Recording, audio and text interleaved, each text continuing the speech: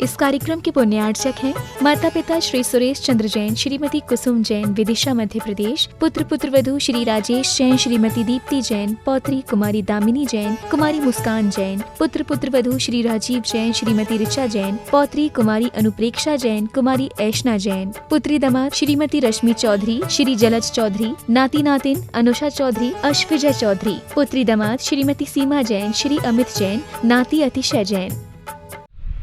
जय श्री ओम नमः सिद्धेभ्यः। जय श्री ओम नमः सिद्धेभ्यः। जय श्री ओम नमः सिद्धेभ्यः। सर्वमंगलमांगल्यं सर्वकल्याणकारकम् प्रधानं सर्वधर्माणां जैनं जयतु शासनं। जैनं जयतु शासनं।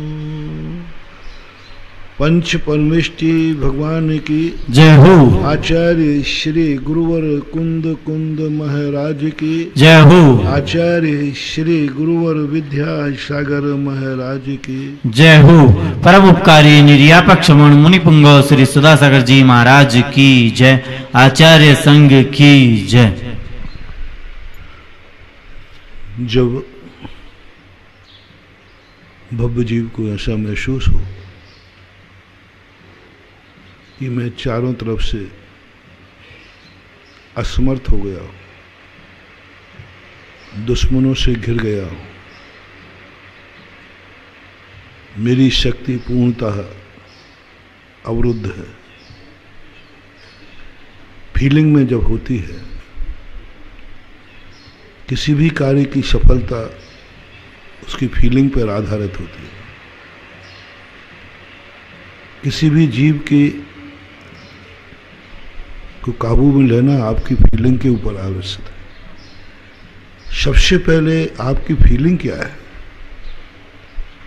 आपको चाहते क्या है, आपका लक्ष्य क्या है, आपकी भावना क्या है। किसी भी कार्य में हो, संसार के कार्यों में भी सबसे पहले आपकी फीलिंग क्या है। क्या आपकी फीलिंग है कि मैं पढ़ना चाहता हूं? फीलिंग है क्या? यदि आपकी फीलिंग है तो आप पढ़ जाएंगे। आपका पहले ही से मन है कि मुझे पढ़ना ही नहीं है, कितनी कोई कोशिश कर ले नहीं पढ़ पाओगे। आपको फीलिंग है कि मैं कुछ कमाना चाहता हूं अंदर से। फीलिंग बड़ी विचित्र होती है, ये मत समझना फीलिंग का नाम मजबूरी है। फीलिंग का नाम लोभ है। लोभ और मजबूरी में की हुई फीलिंग सफलता नहीं दिलाती। सभी लोग एक सफलता का सूत्र आज लेते जाएं, फीलिंग। फीलिंग ही हीलिंग है। आपकी जो फीलिंग है, जैसे मैंने कहा, आप पढ़ना चाहते हैं क्या? इसलिए नहीं कि बिना पढ़े बिना आपको नौकरी नहीं मिलेगी। नौकरी के लिए नहीं पढ़ना। पढ़ोगे नौकरी को, सफल नहीं हो पाओगे। तुम्हारी दृष्टि में वो नौकरी घूमती रहेगी, नौकरी घूमती रहेगी, और नौकर कभी पढ़ नहीं सकता। नौकर कभी पढ़ नहीं सकता। नौकर की बुद्धि सबसे ज्यादा कमजोर होती है। यही तो सबसे ज्यादा मोटिवेशन जो है आज दुनिया का। लोग डिप्रेशन में जा रहे हैं, परेशानी में जा रहे हैं, क्योंकि क्रिया कुछ करना है और लक्ष्य कुछ बना रहे हैं। करना नौकरी है और पढ़ाई कर रहे हैं। कौन मन का पागल है क्या? मन महानुभाव, ज्ञान अपने लिए कुछ करना चाहता है, दूसरों के लिए नहीं। अपने लिए कुछ करना चाहता है, अपने लिए वो मरना चाहता है, अपने लिए कुछ पाना चाहता है। अपनी एक सबसे बड़ा जो शक्ति है अपने पास, जो आप लोग महसूस नहीं करते, हम लोग करते हैं। आप लोगों को ज्ञान में नहीं आता। हम लोग ज्ञान से पकड़ते हैं। सबसे बड़ा अपने लिए एक ताकत है, अपनी अंदर की शक्ति जागृत करना है। अपने अंदर की एक अंतर मन होता है, अंतर चेतना होती है, जो धारणा का विषय नहीं बन पाता, वो इंद्रियों का विषय नहीं बन पाता। वो है हर जीव में, चींटी हो चाहे पेड़ हो चाहे पौधा हो, स्वयं के लिए वो कुछ करना चाहता है, स्वयं के लिए करना चाहता है। बस एक शब्द उसके अंदर चेतना में आता है। सब व्यक्ति हैं जितने दुनिया में, उस फीलिंग को लोग नहीं पकड़ पा रहे। स्वयं के लिए कुछ करना चाहता है, स्वयं की शक्तियों को कुछ कर दिखाना चाहता है। ये दो शक्तियां हमेशा रहती हैं। मैं अपने लिए कुछ करना चाहता हूं और दुनिया के लिए कुछ करके दिखाना चाहता हूं। बेटा भी हो, बाप के लिए कुछ करना, अपने लिए कुछ करना चाहता है, बाप को दिखाना चाहता है मैं आपका बेटा हूं, आपसे एक कदम आगे हो। बाप भी चाहता है कि मैं कुछ करके दिखाऊंगा बेटे से, तू इडियट है, कुछ नहीं, मैं कुछ कर सकता हूं, तेरे लिए भी कर सकता हूं। बाप इसलिए नहीं करता है बेटे के लिए कि वो बेटा है, बाप इसलिए करता है कि बेटे को दिखाना चाहता है कि मैं तेरा बाप हूं, तू कुछ नहीं कर सकता, इडियट है, मूर्ख है, मैं तेरे लिए मकान बना के दे रहा हूं, तेरे लिए कमा के दे रहा हूं। ये मत समझना कि ये मोह है, ये मान है। मोह जब मान का रूप ले लेता है तो वह चाहता है कि मैं बेटे को बंगला बना के दूं।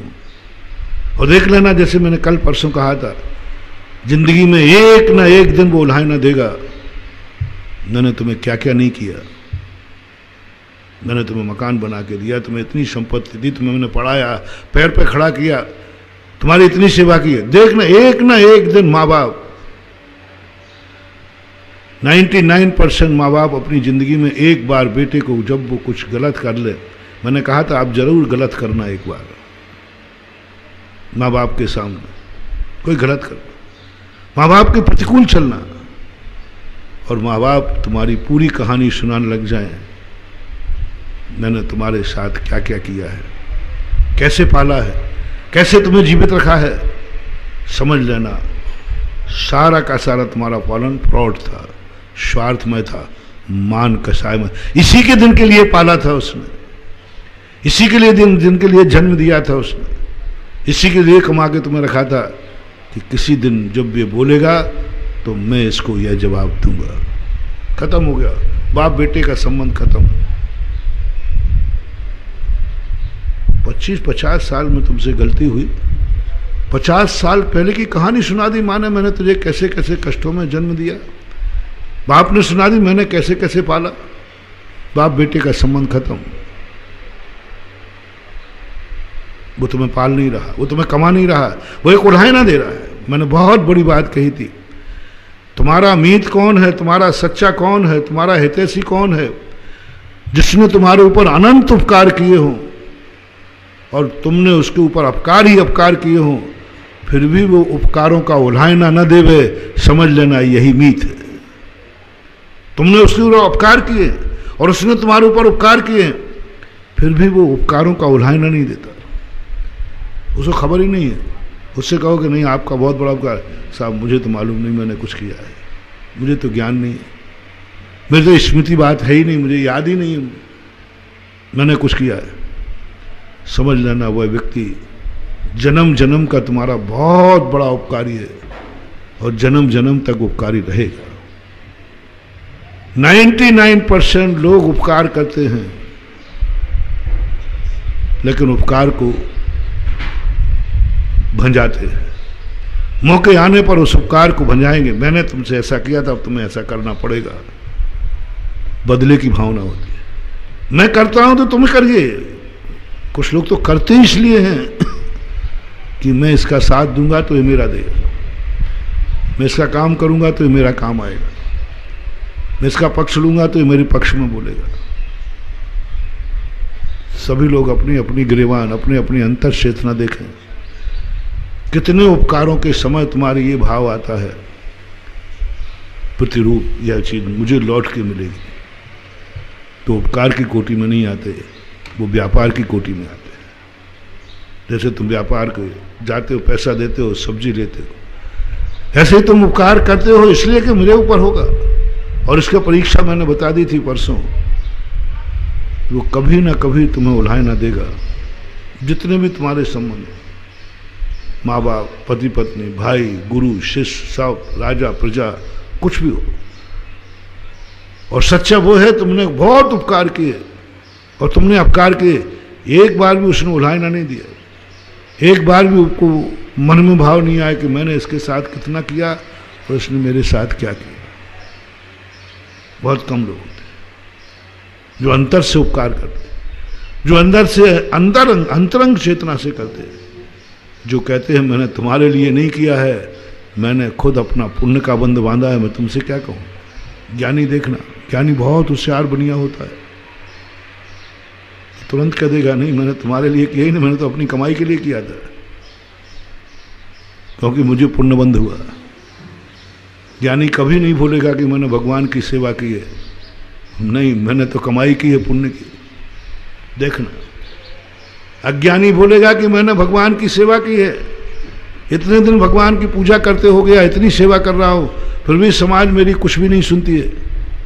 इतना टाइम देता हूँ मैं, इतना सब कुछ करता हूँ, मुझे कोई इज्जत नहीं देता। कोई नहीं आया मंदिर में तो भगवान को एक लोटा पानी नहीं मिले, एक अर्घ नहीं चढ़ाने दे कोई, मेरी बदल मिलता, फिर भी समाज मेरी इज्जत नहीं करती। कुछ नहीं मान पाओ, कुछ नहीं, सब खत्म है, सब खत्म है। तुमने एक उल्हाना दे करके उस एक सेवा को स्मृति में करके सब खत्म कर दिया। ज्ञानी पुरुष होगा वो जिंदगी में कभी नहीं बोलेगा, बोले मैंने भगवान की सेवा नहीं की, मैंने तो कमाई की। कमाई कभी बताई नहीं जाती, कमाई को कभी दूसरे को कहा नहीं जाता, कमाई का उल्हाना नहीं देता, मैंने इतना कमा लिया, मैंने इतना कमा लिया, कोई नहीं बोलता। कमाने के बाद भी कहते मैंने कुछ नहीं कमाया। इसी प्रकार ज्ञानी व्यक्ति भगवान की सेवा करके कमाता है, मैंने पुण्य कमाया है। प्रणते उच्चई गोत्रम, मैंने उच्च गोत्र कमाया है। भक्ति सुंदर रूपम, मैंने सुंदर रूप कमाया है। मैंने अक्षय भंडार कमाया है, मैंने क्या नहीं कमाया। भगवान को मैंने कुछ भी नहीं दिया, मैंने तो कमाई कमाई की है। अब जब स्वयं को कमाई होती है तो व्यक्ति क्यों उल्हाय न देगा, मैंने खुद कमाया। तुम भगवान के आभारी हो, भगवान तुम्हारा नहीं। गुरु की इतनी सेवा करे कोई व्यक्ति, मैंने इतना टाइम देता हूँ, मैं इतना समय देता हूँ, मैं इतनी सेवा करता हूँ, फिर भी गुरु मेरी कोई कद्र नहीं कर रहे। गुरु समझते ही नहीं, कुछ नहीं की है तुमने सेवा, इसी के दिन के लिए सेवा की थी तुम। ज्ञानी कहेगा मैंने तो कमाई की है गुरु के साथ रहकर, मैंने तो पाप काटे, मैंने तो पुण्य बढ़ाया है, मैंने तो ज्ञान लिया है, अज्ञान अंधकार हटा है, प्रकाश मिला है। ओ वो कितने बार पॉजिटिव कर देगा, वो कहते मैंने कुछ किया ही नहीं, मैंने तो कमाई कमाई की। सब तरफ यही लगा लो, आपके संसार में भी यही लगा लो। यदि कोई व्यक्ति अच्छा होगा, बेटे के लिए कहेगा पापा आपने मेरे लिए बहुत किया, बोले छोकरे मैं बनिया हूँ, तेरे लिए मैंने कुछ नहीं किया है, मैंने अपना खुद का इंतजाम किया है बुढ़ापे का, मैंने तुझे नहीं पाला है, मैंने अपने बुढ़ापे की रक्षा की है, मैंने तुझे नहीं पाला है मरने के बाद मेरा कोई नाम लेने वाला हो इसलिए पाला है, मैंने तुझे नहीं पाला है, मैंने अपना कुल दीपक का उजाला पाला है। वो खूब पॉजिटिव ले लेगा, वो कहेगा ही नहीं मैंने तुझे पाला, मैंने तो खुद के लिए पाला। बेटा बाप से कह देगा बेटा तू मेरी बहुत सेवा करता है, बाबा मैंने तुम्हारे लिए कुछ नहीं किया, मैं करूँगा भी नहीं, मैं भी गुरु का चेला हूँ, आपके लिए कुछ नहीं किया, फिर क्या किया तुम इतनी सेवा? नहीं, सब मैं पुण्य कमा रहा हूँ। बड़ों की सेवा करने से मान मिलता है, बड़ों की सेवा करने से सम्मान मिलता है, बड़ों की सेवा करने से इज्जत मिलती है, बड़ों की सेवा करने से जय जयकार होती है, बड़ों की सेवा करने से रूपचंद आचार्य महाराज ने एक वृद्ध सेवा नाम का अधिकार लिखा ज्ञानारणों के अंदर, वृद्ध सेवा अधिकार, बहुत उसमें वर्णन किया, मैंने तो इसलिए किया है। और सबसे बड़ा बाबा आपको प्रसन्न रहेंगे तो आपकी वसीयत मेरे नाम हो जाएगी, मैंने सब तुम्हारे लिए नहीं किया, मैंने सब अपने लिए। वो कभी उलाहना जिंदगी में बेटा उलाहना नहीं देगा दाब के लिए, भाई भाई को नहीं देगा, पति पत्नी एक दूसरे को, क्या नरक बना दिया तुम लोगों ने घर में। एक दूसरे को लाए ना देते हो, मैंने तेरे लिए क्या क्या नहीं किया, कौन पूछता यदि मैं नहीं होता तो। पुरुष भी क्या गालियां देता है कभी 1900, जो पति तुम्हारे लिए उल्हाए ना देवे। मैंने ले ली, विवाह कर लिया, कोई पूछता भी नहीं, ऐसे स्थान पर जाती जहाँ रोटी भी नहीं मिलती। क्या बहुत बुरे बोलते हैं आप लोग, बहुत बुरे बोलते हैं। कई महिलाएं सुनाती हैं कि महाराज जी क्या करें, इतना गंदा बोलते हैं। वो पति नहीं है, पूर्व भाव का बैरी है, टॉर्चर कर रहा है। ज्ञानी पति होगा तो क्या कहेगा, पत्नी कहेगी आप मेरे लिए बहुत कुछ करते हो, मेरे लिए तुम कितना चाहते हो, मेरा जीवन का तुमने देखो जब कितना सामान लाते, आभूषण बना दिए, ये कर दिया वो कर दिया। तो पति कहेगा मूर्ख, मैं जिस गुरु की चेला हूं ना, मैं तेरे लिए कुछ नहीं करता हूं, सब मेरे लिए करता हूं। तुझे लाया हूं मेरा कुल बढ़ाने के लिए, तुझे लाया हूं मैं अपने सुखों के लिए, तुझे मैं चाहता हूं अपने लिए, तेरा मेरा मतलब ही नहीं, सब मैं अपने लिए कर रहा हूं, सब कुछ। पत्नी भी यही कहेगा। सच्ची पत्नी होगी, खोटी होगी तो उलाय ना देगी, मैंने तुम्हारे लिए क्या क्या नहीं किया,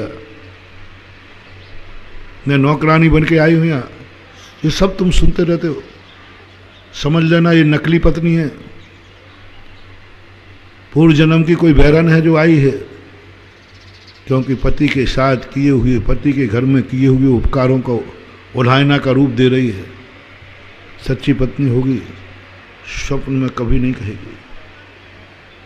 मैना सुंदरी से श्रीपाल यही कहते हैं, तो कैसी आत्मा है,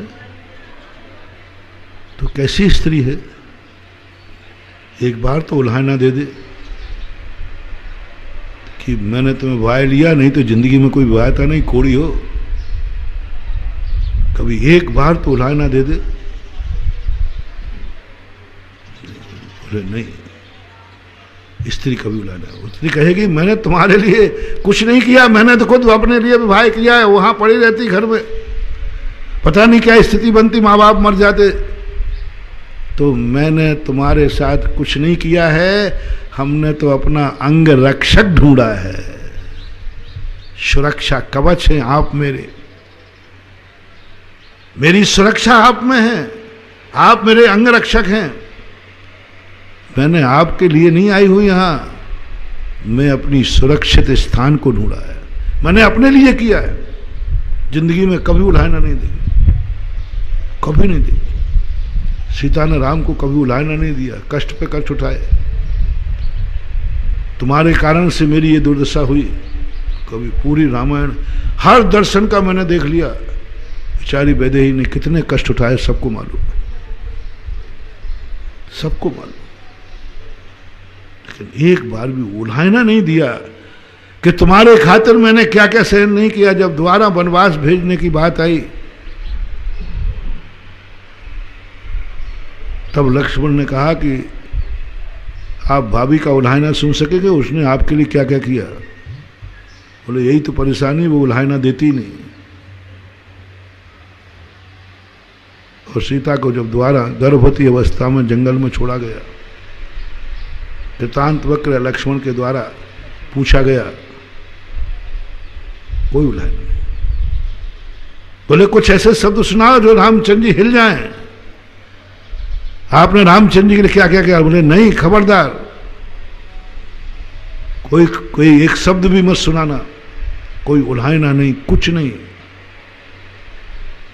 ये है साथी, ये है जन्म जन्म के साथी, ये है दुनिया का आदर्श। आपके साथी कैसे है और आप कैसे हो, स्वयं के भी अपने आप देखिए कि आप कैसे हैं और आपका साथी कैसे है। कितने साथी ऐसे हैं जो आपके ऊपर उपकार करके कभी उल्हायना नहीं देंगे, और कितने बार तुम हो जो दूसरों के साथ करते हो और उसको अपना अपन देखते हो। इसलिए मैंने कहा कि एक आत्मा की वह आवाज़ सुनो,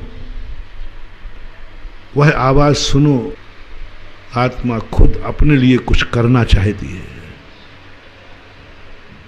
अपने लिए सब में अपनापन देखना चाहती है। हर क्रियाएं यही करेगी, सब क्रियाएं यही करेगी, लेकिन अपने लिए करेगी, अपने लिए करेगी। पूजा करेगी, पाठ करेगी, व्यापार करेगी, धंधा करेगी, परिवार कर, लेकिन उसमें दृष्टि रहेगी। अमृतचंद सूरी महाराज समय सार की पूरी टीकाओं में एक ही बात कहते हैं, हर दृष्टि में तुम एक ऐसी अखंड चेतन आत्मा देखो जो पर्यायों से परे हो और हर पर्याय में विद्यमान हो। तुम देव पर्याय को मत देखो, तुम मनुष्य पर्याय को मत देखो, तुम त्रियंश पर्याय को मत देखो, तुम उसे देखो जो तीनों में है। देव पर्याय भिन्न है, नरक पर्याय भिन्न है, त्रियंश पर्याय भिन्न है, मनुष्य पर्याय भिन्न है। इन तीनों में देखो वो एक जो तीन चारों में है, राग द्वेष से ऊपर उठ जाओगे। और इन चारों को देखोगे तो आप राग द्वेष में पड़ जाओगे। तुम देखो स्त्री और पुरुष को अलग अलग मत देखो, तुम देखो दोनों में एक चेतन आत्मा भगवान भगवत स्वरूप है। तुम छोटे बड़े का रूप मत देखो कि ये चींटी है, ये कुत्ता है, बिल्ली है, मैं मनुष्य हूं। तुम देखो वह एक जो दोनों में विद्यमान है। तुम मत देखो कि ये पेड़ है, पौधे हैं, ये कीड़े मकोड़े हैं। तुम देखो वह चेतन जो उसमें भी बह रहा है, तुम्हारे अंदर भी बह रहा है। तो उसके अंदर भी अनंत चतुष्टय बैठा है, तुम्हारे अंदर भी बैठा है। वो देखो तुम, तुम्हारे अंदर करुणा का स्रोत फूट जाएगा। देखो तुम हर जीव को देखते समय देखो वही तो है जो मेरे में है।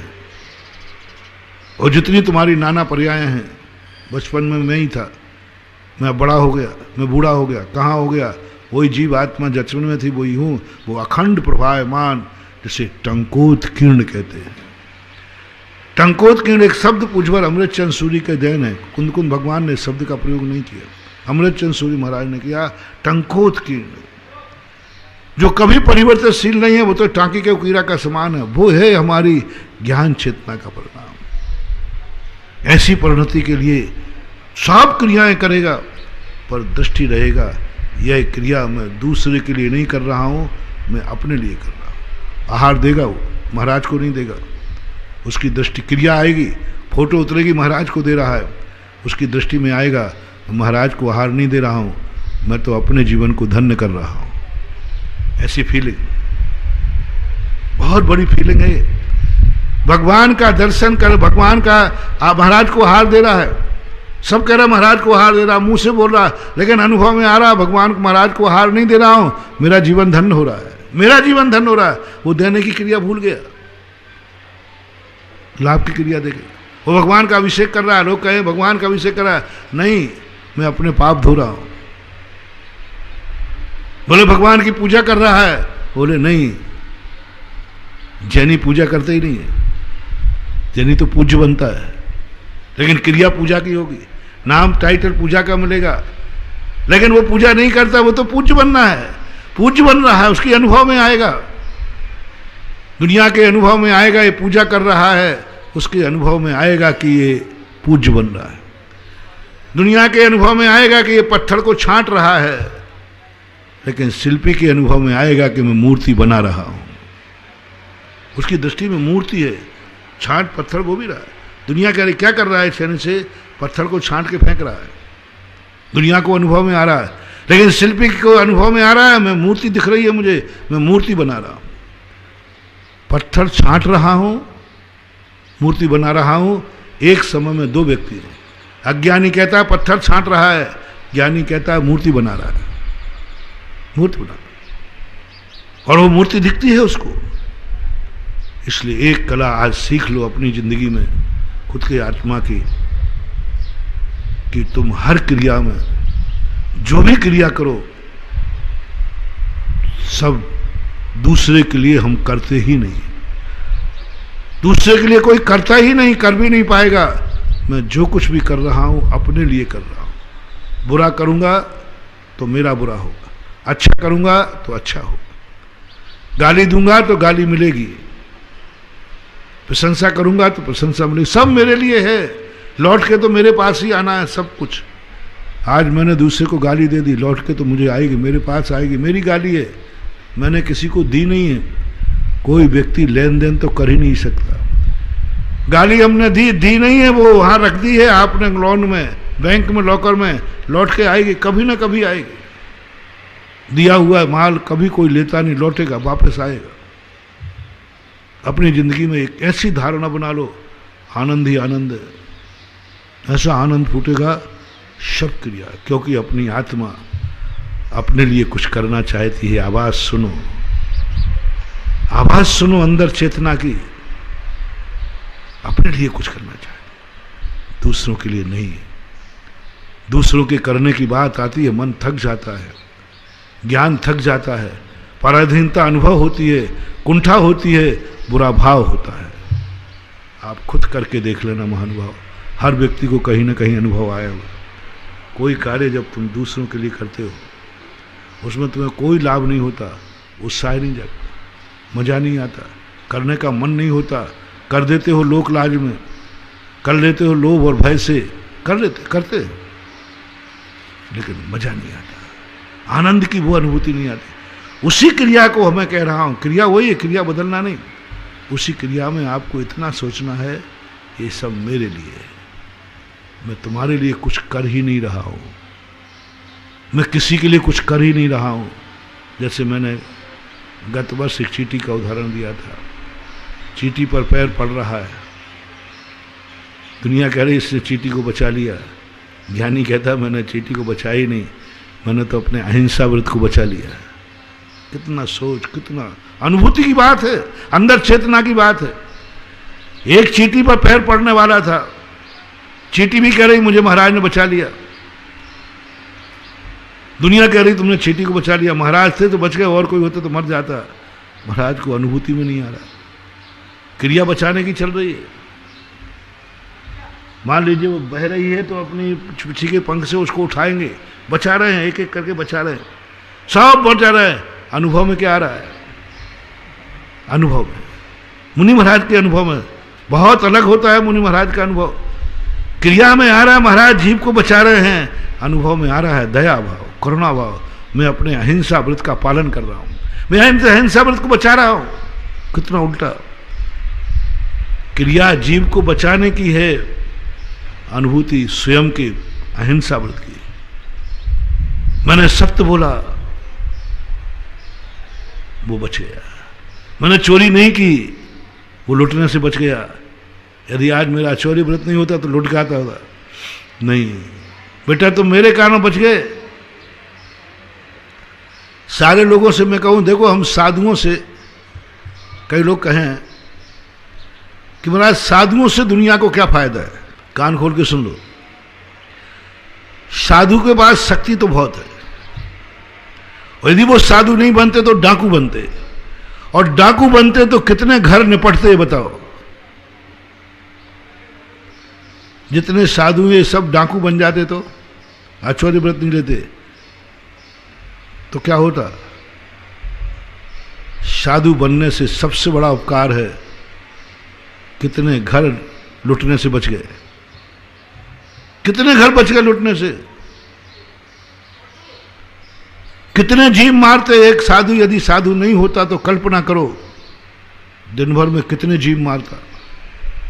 एक जीव, आप धंधा पानी करते, व्यापार करते, खेती करते, कितने जीवों को मारते हो। साधु बन जाने से उतने जीव बच गए, वो नहीं मार पाए। एक साधु नहीं होता तो कितना झूठ बोलता, कितनों को ठगता, व्यापार करता, धंधा करता, झूठ बोलता, ठगता, स्मगलर करता, पैसा कमाता, देश के विरोध में जाता, कमाता, बुद्धि है, अकल है, कमाता, ऐसा कमाता कि कुछ पूछो मत। स्मगलर करता, बुद्धि दिमाग है,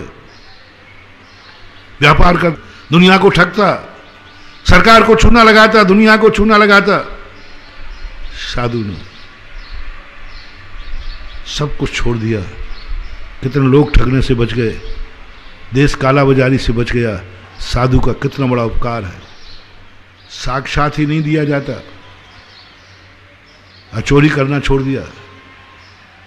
यदि ये नहीं होता, कितना बड़ा कार्य किया, कितना बड़ा परिग्रह, इतने कितना एक एक साधु का सुनो। आप लोग कहते हो महाराज साधु का त्याग क्या है, कल्पना करो हम साधु लोग, मेरे को ले लो सब, यदि मैं मुनि नहीं बनता तो कितने करोड़ का आसामी होता। अंदाज लगा लो, मेरी किस्मत में धन की रेखा बहुत बड़ी है, ध्यान रखना। वो तो आप देख ही रहे हो, अभी कर रहे करोड़ों का प्रोजेक्ट है, वो तो देख ही रहे हो। इतने करोड़ रुपया, इतने मकान, इतनी जायदाद मेरे कब्जे में होती, वो मैंने त्याग दी। किसी को मिली होगी कि नहीं? पड़ी तो दुनिया में है ना, दुनिया में पड़ी है। कितने लोगों का त्याग, कितना परिग्रह का त्याग कर दिया। एक साधु के त्याग की तरफ सोचोगे महानुभाव, इतना उपकार, इतना उपकार। तुम्हारा उपकार और हमारे उपकार में इतना अंतर है। तुम्हारा नियम है तुम दयालु भी हो जाओगे तो गृहस्थ क्या नियम करेगा? महाराज मैं नियम लेता हूं, मेरे नगर में कोई बीमार होगा तो उसकी दवाई मैं कराऊंगा, किसी को मरने नहीं दूंगा दवाई के। और साधु क्या कहता है? मैं अपनी ऐसी साधना करूंगा किसी को बीमार नहीं होने दूंगा। दोनों में अंतर कितना हो गया? तुम दवाई बांट रहे हो, तुम दवाई बांट रहे हो, साधु दवाई नहीं बांटेगा, लेकिन भावना करेगा संसार में कोई बीमार ही ना हो। दोनों में से श्रेष्ठ कौन सा है? बस साधु कुछ नहीं देता तुम्हें, लेकिन कुछ लेता भी तो नहीं है, देता भी नहीं है। सब तरफ से आप सोच लीजिए महानुभाव, कितना बड़ा फायदा है। बस एक ही बात, मैंने तुम लोगों को नहीं छोड़ा है, मैंने अपने लिए छोड़ा है, मेरी दुर्गति को बचाने के छोड़ा है। ये मत समझना महाराज ने दया करके तुम्हें छोड़ दिया है, अरे नहीं, भूल के नहीं, मैंने अपने आप को पाप से बचाया है। एक चीटा जा रहा है, केकड़ी के पास मालपुरा से बिहार कर रहा था, सीकर चतुर्मास को जा रहा है। एक चीटों की लाइन चल रही थी, बहुत सड़क। मैंने लोगों वही चीटे बोला, एक सज्जन थे, बोले महाराज जी आप भी क्या बात करें, पीछे ट्रक आ रहा है, यदि आप इन चीटों को बचाना चाहते हैं तो आप यहीं खड़ा करिए, पहले जाम कराइए, जब ये चीटे सारे निकल जाएं तब कहीं जाकर आप यहाँ, इनको दया आ रही है आपको, इनको आप बचा रहे हैं ना। मैंने कहा नहीं, मैं इनको नहीं बचा रहा हूँ, बचा भी नहीं पाऊंगा। लेकिन फिर क्यों बचाने कह रहा? मैं तो तुम्हें बचा रहा हूँ, क्योंकि तुम इनको मारोगे तो मैं कल ऐसे ही मरना पड़ेगा। तुम इनके ऊपर पैर रखोगे, कोई तुम्हारे ऊपर पैर रख के गर्दन दबा देगा। तो मैं इनको नहीं बचा रहा हूं, हमारे गर्दन पे कभी कोई पैर ना रखे, ये इंतजाम कर रहा हूं। मैं मर के चीटा नहीं बन जाऊं, चीटा तो मरेगा, हम कहां तक बचाएंगे? वो तो कहीं ना कहीं मरेगा, पीछे ट्रक आ रहा है मरेंगे, लेकिन मैं नहीं मारूंगा। दुनिया में सबको मरना है तो सबको मार डालो ना, कल अपन को भी मरना है तो आज ही मर जाओ ना। नहीं, दो चीटे मरेंगे तो हम क्यों मारें? मुझे चीटा नहीं बनना, हमने उसको बचाया भी तो अपने लिए बचाया, तो मुझे चीटा नहीं बनना। सारी क्रियाओं में इतना विहंगम दृश्य इस महासत्ता को यदि एक बार आपने देखना शुरू कर दिया, बंधु आनंद ही आनंद, बहुत आनंद, सब कुछ अपने लिए। बस ये अंदर की आवाज, ये अमृतचंद सूरी बार बार कह रहे हैं कि तू उपादान शक्ति जगा। लोग उपादान शक्ति को पूछते हैं कि उपादान शक्ति कुछ नहीं, सब कुछ मैं जो कुछ भी करूंगा अपने लिए करूंगा, अपने लिए करूंगा। कुछ भी करना मानो, झाड़ू भी लगाना सड़क पे अपने लिए लगाना। अनुभव में क्या आ रहा है?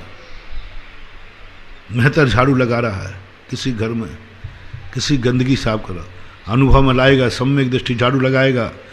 मैं झाड़ू नहीं लगा रहा हूं, अपने बच्चे बाल बच्चे पाल रहा हूं, रोटी कमा रहा हूं। लगा रहा है झाड़ू किसी के दरवाजे, अनुभूति में आ रहा है उसको बेहतर रोटी, मैं रोटी कमा रहा हूं। मैं झाड़ू लगा ही नहीं सकता, मैं कोई ऐसा गाया बीता आदमी थोड़ी हूँ कि दूसरे दरवाजे झाड़ू, मैं तो रोटी कमा रहा हूं, मैं अपने लिए कमा रहा हूं, अपने बच्चों के लिए कमा रहा हूं। नाई बाल काटेगा, बाड़ी खाती करे, सबके ऊपर एक दृष्टि बदलना है महानुभाव, सब कुछ बदल जाएगा, सब कुछ बदल जाएगा। कुछ अपने लिए करो, अपने लिए करो। मैं सुनाया करता हूं ना एक उदाहरण, 3 व्यक्ति मजदूरी कर रहे हैं, मूर्ति बना रहे हैं। एक से पूछा क्या कर रहे हो? बोले करम फोड़ रहा हूं, करम। समझ गए गुरु महाराज, इसकी जिंदगी खत्म हो चुकी है, ये जिंदगी से ऊब गया है। फोड़ के आ रहा था पत्थर, और क्या बोल रहा है? करम फोड़ रहा हूं महाराज जी, बाबा जी करम फोड़ रहा हूं। झुंझला रहा है, जिंदगी खत्म हो गई, उदासीन हो गया, चिड़चिड़ापन आ गया।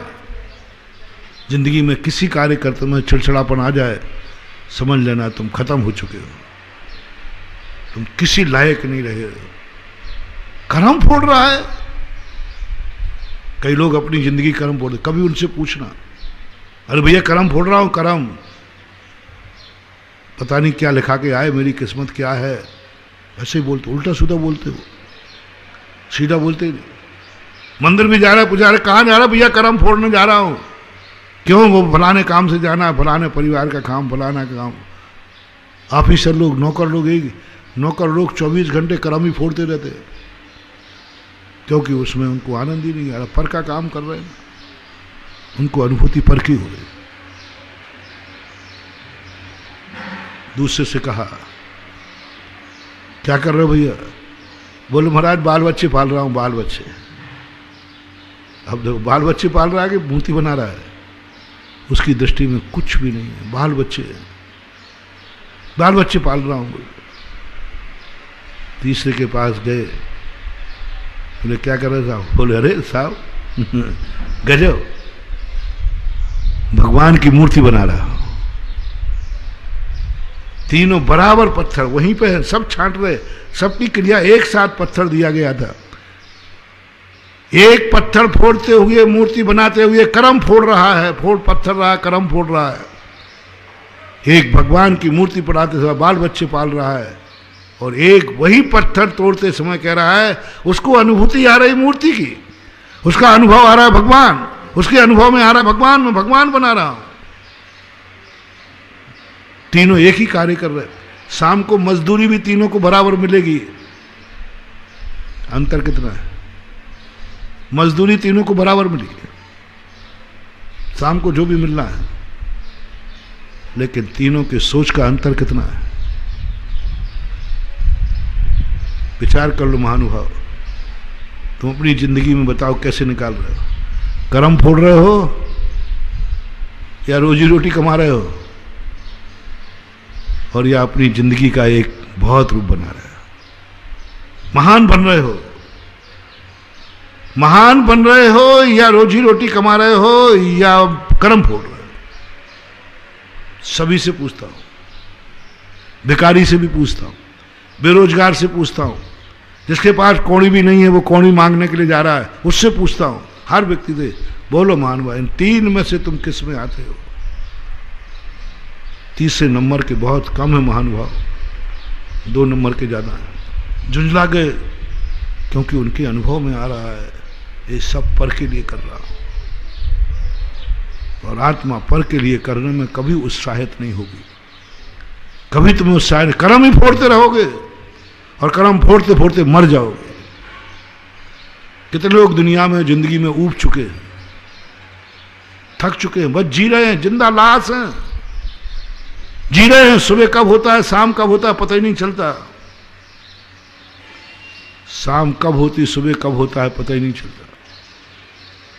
उनको नींद का अनुभव नहीं, बिस्तर में पड़े हैं तो टेंशन चल रहा है, दिमाग घूम रहा है, सो रहे हैं कहने को, लेकिन उनको रात मिलती नहीं, नींद हराम है उनको। दिन में कोई है नहीं, दिन भर टेंशन के टेंशन है, लाश है, जिंदा लाश, जी रहे हैं बस। रात में नींद नहीं, दिन में चैन नहीं, रात में नींद नहीं, दिन में चैन नहीं, कर्म फोड़। दूसरे लोगों में बस कमाना है, आजीविका करना है, बस महान बनना है अनुभूति में। तो जो मैंने प्रारंभ में प्रसंग कहा था, पहली जगती जागाओ, मैं जिंदगी में जो कुछ भी करूंगा अपने लिए करूंगा। मैंने बता दिया ना, यदि तुम्हें सड़क पर झाड़ू लगाने का काम मिले तो अनुभव में लाना मैं अपने लिए कर रहा हूं, मेरा कार्य है। तुम्हें कोई भी सेवा करने का मौका मिले अपने लिए करना, मैं अपने लिए कर रहा हूं। लोक व्यवहार में, परमार्थ क्षेत्र में भी यही मैंने घटा दिया, कोई भी क्रिया करो सब अपने लिए कर रहा हूं। चौलेश्वर पारसनाथ का विकास कर रहा हूं, नहीं, मैं अपने लिए कर रहा हूं। मैं भगवान के लिए भी कभी कुछ नहीं करता, मैं तो करूंगा भी नहीं। भगवान के नाम पर मैं कुछ भी नहीं करने वाला, सब अपने लिए कर रहा हूं। वो तो इसलिए इनके कर रहा हूं कि इनकी जो सेवा करता है उनको वेतन बहुत मिलता है, सेवा कम है वेतन ज़्यादा है, तो इसलिए मैंने भगवान का फार्म भर दिया, भगवान मैं करूंगा आपकी सेवा। काम कम है, सेवा का वेतन बहुत, जितना चाहे, बोनसों की तो कमी नहीं होती, काम कुछ नहीं। नमस्ते भगवान, कितना काम है बोलो, भगवान के दरबार में कितना काम है भैया बताओ। नमस्ते, 3 बार कर लो और थोड़ा बहुत आप गिरे तो कितना करना है बताओ। स्वयं के ऊपर लोटे ढालने में ज़्यादा मेहनत है कि भगवान के ऊपर लोटे ढालने में? स्वयं के ऊपर में बाल्टी भर लग जाता है, 10 बार भगवान को, और बेहतर मजदूरी कितनी अपरंपार। ज्ञानी कहता है भगवान मैं आ रहा हूं, आपके लोटे ढालूंगा, मैं ढालूंगा, मैं सेवा करूंगा। खाने की थाली में भोजन ज्यादा है कि पूजन की थाली में भोजन ज्यादा है? बोलो तो सही। जितना किलो तुम खाते हो दिन भर में उतना भगवान को कौन चढ़ाता है बताओ? इतने से चावल रहते, इतने से, 1 गिलास में खा लो तुम, 1 गिलास में, और खाने की थाली देखो, अरे वाह, आइटम जो बड़े बड़े कार्यक्रम होते ना शादी वाह, 150, 50 आइटम, 200 आइटम, और भगवान की पूजा के हर साल शादियों में आइटम बढ़ रहे हैं खाने के, और पूजा के आइटम 8 ही चल रहे हैं कब से। हम जाते कहीं तो महाराज जी आप बंदे लगाओ खाने के आइटमों पे, बहुत आइटम, अरे मैंने कि पूजा का आइटम आज तक वही है, गिना हुआ चावल, गिने हुए बादाम, बस सब एक ढर्रा चल रहा है, पूजा के अलग आते सस्ते वाले, और वही सस्ते वाले चल रहे तो चल रहे, सब कुछ वही चल रहा है। और खाने का भोजन देखो, नए नए आइटम बन रहे हैं, नई नई परिणति बन रही है, जितना तुम खाते हो उतना चढ़ाते नहीं हो भगवान को। प्रसाद भी चढ़ाते हो ना, अरे मैंने देख लिया बालाजी की यहाँ चढ़ते हुए देखा, मैं एक रास्ते में बैठा था, एक नारियल लाया उसने और सब फोड़ा, तो मैंने हनुमान जी कहा, मैंने कहा हनुमान जी नारियल मिल गया आज, और वो कुछ मावा भी लिए था, तो मैंने लेके आया, मैंने मैं बैठा रहा, थोड़ी उठने वाला था लेकिन मैं बैठा, देखा तो भले आदमी ने नारियल फोड़ा और वो आगे कील लगाई चढ़ा दी, और वो प्रसाद था ना जो लड्डू वड्डू, उसमें तो यूं उठाया, मैंने कहा बाजू वाला क्या होता, वो तो सब ले गया।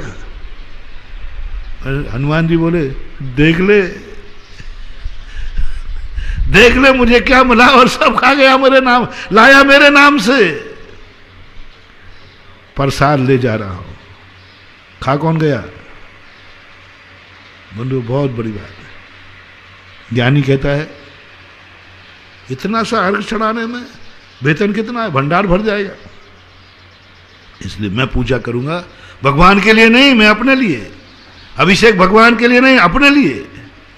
एक मंदिर बनाने में चक्रवर्ती का पद, एक मंदिर बनाने में मैं बनाऊंगा भगवान तेरा मंदिर, ये ऐसे ही नहीं है रे जो मंदिर बना देते हैं, पागल कुत्तों ने नहीं काटा इनको कि लाखों करोड़ों रुपया अपनी मेहनत की कमाई मंदिर बनाने में यूं दे देते हैं। ये बहुत होशियार बनिया है, बहुत होशियार बनिया है, ये जानते हैं कि एक मंदिर बनाने का अर्थ है एक महल और एक चक्रवर्ती आदि पद प्राप्त करना, 3 लोक का नाथ बनना। जो 3 लोक के नाथ का मंदिर बनाएगा वो एक दिन 3 लोक का नाथ बनेगा, इससे सस्ता क्या चाहिए बता दीजिए भैया। त्रिलोकीनाथ का एक मंदिर आपने बनाया 24 में, त्रिलोकीनाथ के लिए एक मंदिर बनाया आपने नंदीश्वर में, उसका फल क्या बताया? जिसने त्रिलोकीनाथ का मंदिर बनाया वो एक दिन त्रिलोकीनाथ बनेगा। सस्ता सौदा है कि महंगा? एक मंदिर इतनी सी जगह में बना दिया है त्रिलोकीनाथ। ये सब जब सुने तो ज्ञानी सामने आ गया, मंदिर मैं बनाऊंगा। ये मत सोचना कि ये बहुत बड़ा दानी है, ये सोचना ये बहुत बड़ा ज्ञानी है। इसने देख लिया पूंजी कम है, लाभ ज्यादा है। ये तुम जो आहार देते हो ना, मैं सब जानता हूं। मैं पहले जब थोड़ा कम जानता नहीं था, आप लोगों के स्थान पे था, तो मैं सोचता हूं कि ये श्रावक लोग महाराजों के पीछे क्यों पड़े रहते। महाराज अंजलि लेके जाता, देखते ही नहीं है, मुझे नहीं आना, यहाँ जा रहा हूँ वहाँ जा रहा हूँ। फिर भी एक साधु 10-10, 20-20, 25-25 चौके लगाते हैं। महाराज नहीं आ रहा, महीनों निकल गए तो भी लगा रहे। मैंने कहा ये क्या बात है? महाराज को भूख लगी है तो अपने आप मांग लेगा, अपने आप आ जाएगा, भूखा क्या नहीं करता। अब पता चला कि ये बनिया नहीं है, बहुत होशियार है, बहुत होशियार है।